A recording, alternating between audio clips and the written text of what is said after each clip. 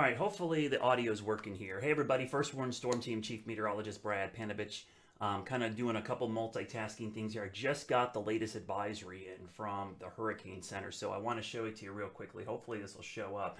I'm actually logged into work here, so that's why you're seeing a little bit more screen than normal. We'll make this a little bit wider. Maybe I can shrink this up a little bit. I think this will make it easier to see. Let me put this right in the middle of your screen. There we go. That's a little bit easier to see now. Make it a little bigger. So here's a quick look. This is the latest track just came in from the Hurricane Center. Hopefully your guys, my audio is doing good. It kind of looks low right now in here, but you can see the track heading towards Florida Monday morning as a strong Category 4.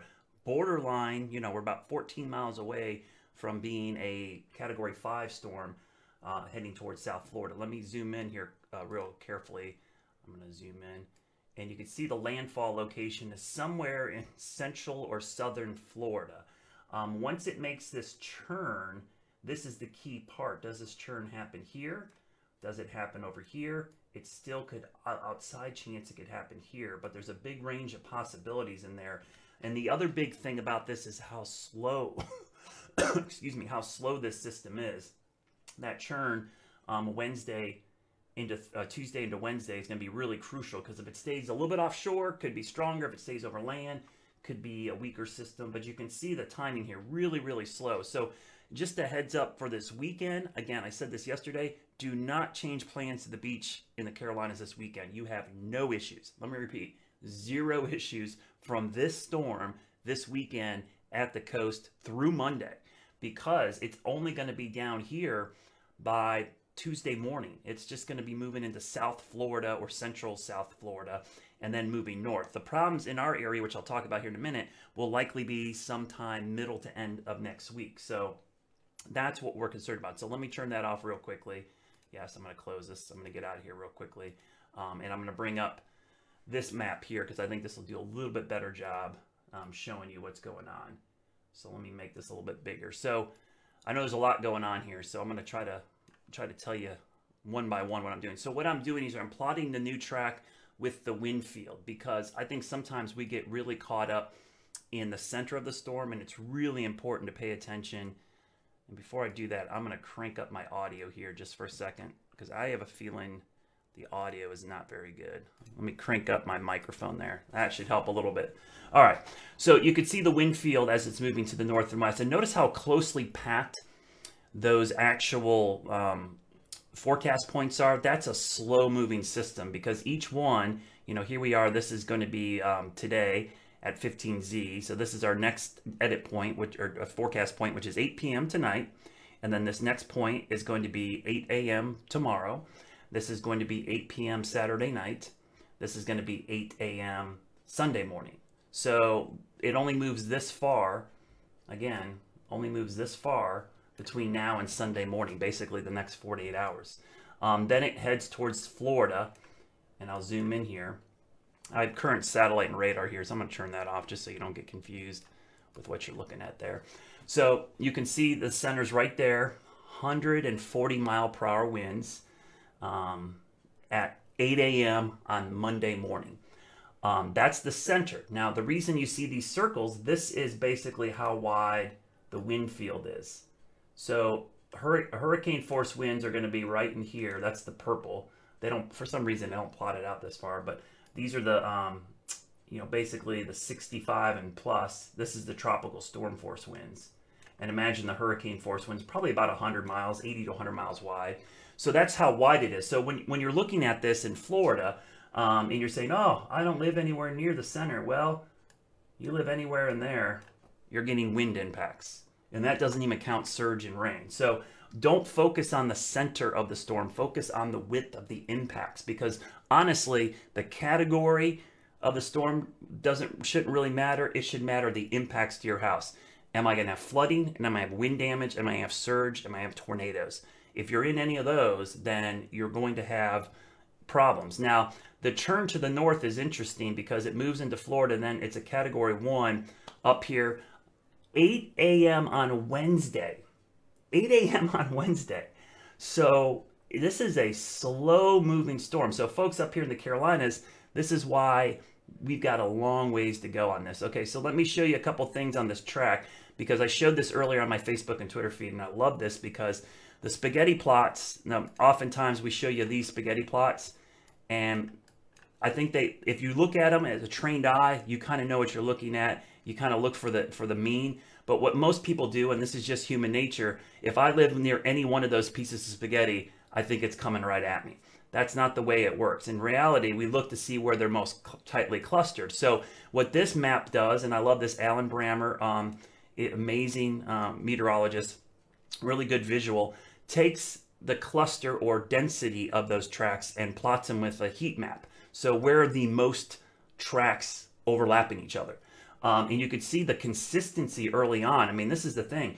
We have uncertainty in the long range, but in the near term, there's very little uncertainty, in my opinion, because basically from here, where it is now, to about right here, that's about as consistent a track as you're going to see. Where problems arise is once we get to Florida, and even there, you can kind of see that we've got pretty consistent track. All of them are mainly on I-95 and then moving up the coast. Now, there's a couple still back here, and there's one lone one here. That's why anywhere in that cone, you still got to pay attention. But right now, the majority of them are lining up right there near, Palm Beach. And gosh, I think like 3 days ago, someone asked me, and I kept saying Palm Beach, Palm Beach.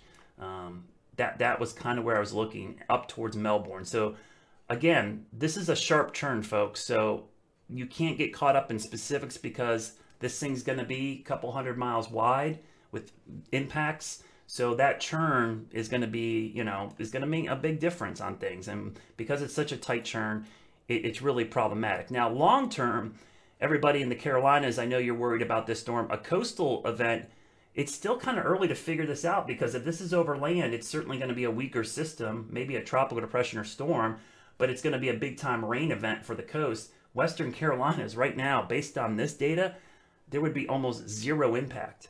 I would put my concern in the Western Carolinas at like a 0.5 out of 0 to 10 right now.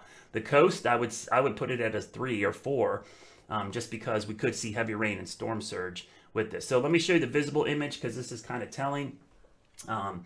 Very impressive, and just to show you from an intensity standpoint, you can see the eye pop up almost immediately today. So this thing has really gone gangbusters. Another thing I noticed, and I said this earlier on one of my posts, is one of the things you can tell when the upper flow and the upper winds are pushing it this way, it pushes the upper clouds and the mid-level cloud decks. That's a hint on where the storm is moving. I learned this early on in my days in New Orleans from the venerable, awesome meteorologist Nash Roberts down there. And he said, we have a lot of model data, we have a lot of forecast data, but look at what the atmosphere is doing right now. And we have the clouds basically are like little probes. The clouds are showing you where the flow of air is going at different levels of the atmosphere. So when you look at the cloud deck, we have great visible and satellite imagery. GOES 16 is just amazing. It tells you what the airflow is doing, and all those clouds being pushed in that direction tells you the steering currents are pushing it in that direction. And if you look closely at the eye as well, the center was here and now it's here. So it's moving more west-northwest now than northwest. So it's got more of a westerly component to it.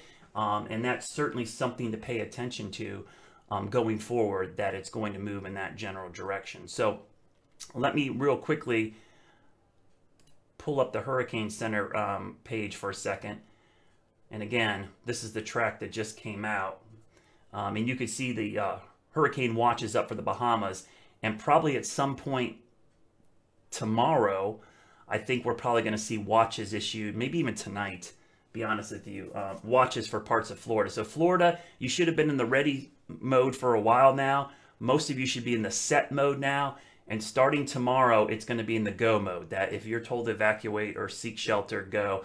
You still got time. I guess that's the good thing about the slow movement, is it gives us time. The problem is this thing could linger over Florida. And just to show you, I mean, if you look at the time span here, this is Monday morning.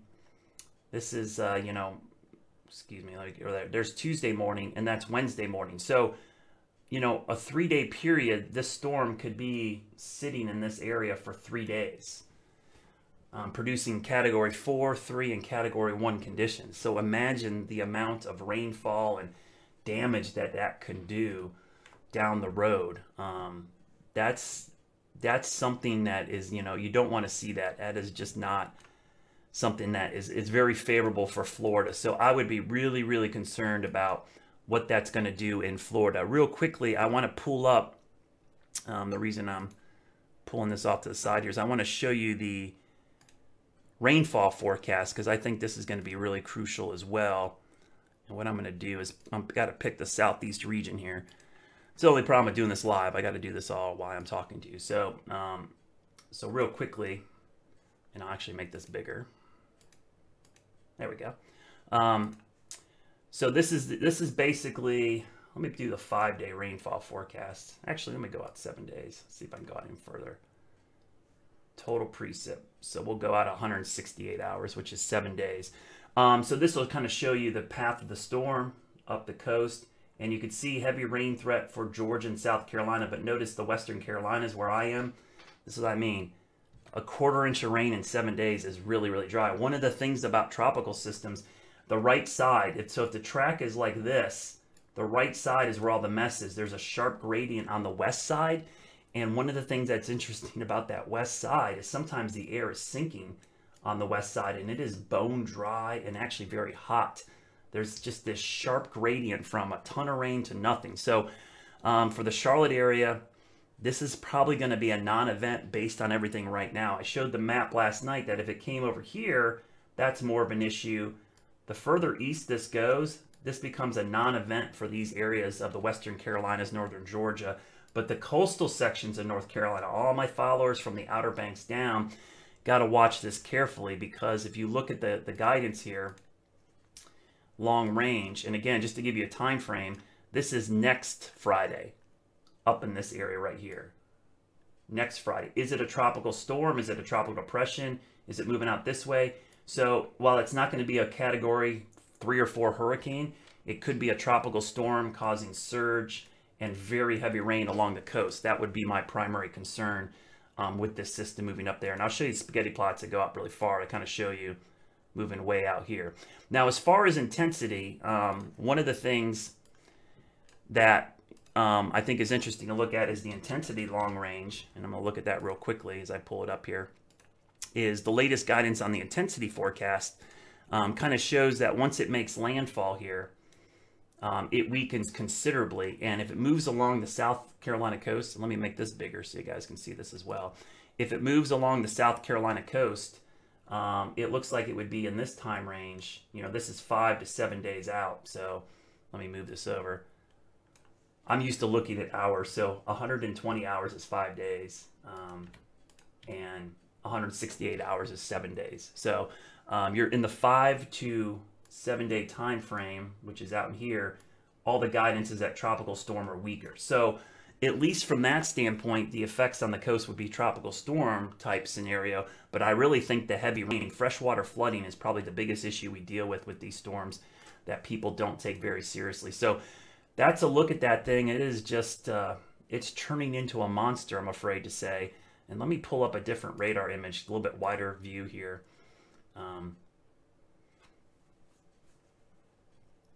Takes a while to load. Levi's site is getting hammered, obviously, with all the tropical stuff going on. And if you go to Levi's site, he would love to have donations. He's a PhD student that puts this stuff together. Great meteorologist. Yeah, donate some money to him. He needs to keep the server going, because you can see it is struggling. So he's a poor college student. He needs some help there. So here's a look at the wider view, just to give you a perspective from Florida standpoint. And I'll let this load each frame. You could imagine hurricane site sometimes goes through this, National Hurricane Center, when they have issues. Look at the flow of air coming out of the storm. You can see that movement off in this direction. So that's where it's going. And today, what I'm going to be watching over the next couple of days, because we'll have plenty of time to watch it, is how much of a west movement does this take? Does it maybe go west and southwest? Because the ridge to the north is what's steering it now.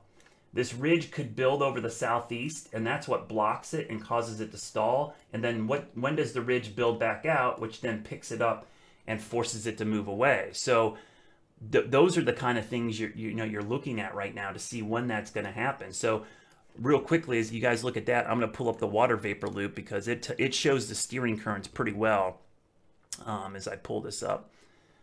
I think that image right there is a great image as well. So let me pop this up full screen. And you can see what's going on here. We've got this trough over the northeast that's just lifting out. Here's our ridge. Sorry for the bad drawing. Is moving in. It's going to drive it for a while. Big ridge is going to build over here. As this ridge builds to the west, it basically forces it here, and then it gets blocked by the ridge here, so it can't go north. It doesn't really want to go west because it's not close enough to that, and it doesn't really want to go northeast. So it sits here waiting for this ridge to build back out or build down this way, which sometimes happens, and then picks it up and forces it to go out. Also, what could pick it up would be a trough, but notice the big ridge building over the western U.S. There's no sign of a trough coming down. So it's all about the weakness, strength, and position of this high pressure system, which is right there. So if you want to look at one thing, it's going to be the strength of that ridge. And just to give you an idea, I think the hurricane hunters are flying every 6 hours right now, which is great. We're getting great data. The recon data shows it out there right now. Let me turn the satellite data back on real quick. So you can see the hurricane hunters are out there crisscrossing the system right now. There's a look at it. So what's going to happen today? Let me remove that for you. What's going to happen today? There's going to be some upper air missions, which they're not hurricane hunters. They're Gulfstream NOAA aircraft. Sometimes hurricane hunters do it. They'll fly out here and zigzag over this area, collecting data from the mid and upper levels of the atmosphere to see how strong that ridge is. So that upper air data, which is these drop zones, they drop these instruments out with parachutes, which take measurements of the air all the way down to the water surface. That data is really important. You know what else is really important? I wish more planes, commercial flights, flew this way, because every commercial plane that flies collects weather data as it's flying. So that would actually be useful, because all you got out here is Bermuda sending up a sounding. That's the only piece of data you have out there in the Atlantic. So that's what we're looking at right now. Just to give you an idea, the path is going to be somewhere in here. So somewhere in here long term, but Florida, you should be ready to go right now. So thanks for joining me on the Facebook Live. It's kind of weird to do these live as we're getting the forecast in. And if you're just tuning in, there's the forecast. That is the forecast track right now. I'll turn off the recon data because I like having it on, but that's kind of messy. That will show you. And again, just to show you what this is, each plot is a track. And just for a timing standpoint right here, let me put that on there. That is 8 a.m. on Monday, where my cursor is right now. 8 a.m. Monday with 140 mile per hour winds. And the circles are how wide the wind field is. The yellow circle is tropical storm force. Then we go to 54 knot winds, which is roughly 60-ish, 65-ish, depending. And then the pink, which doesn't always plot all the way out, is the hurricane force winds. So kind of shows you how big it is. Okay, then landfall or after landfall, Tuesday 8 a.m. and then up here north of Orlando at 8 a.m. Wednesday. So basically anybody in this width of the storm will have tropical storm to hurricane conditions for 3 days. So bad news for Florida. There's no way to sugarcoat that. It's going to impact almost the entire peninsula of Florida. It's in some form or another. So I hope that helps get you ready. I will post updates throughout the day. Of course, I'll be on air tonight, and I will do vlog updates throughout the weekend, but I will spend a little time with the family this weekend because it will get crazy next week. Starting Monday and really Tuesday, Wednesday, Thursday, and eventually we'll see what happens in the Carolinas. Take care, everybody.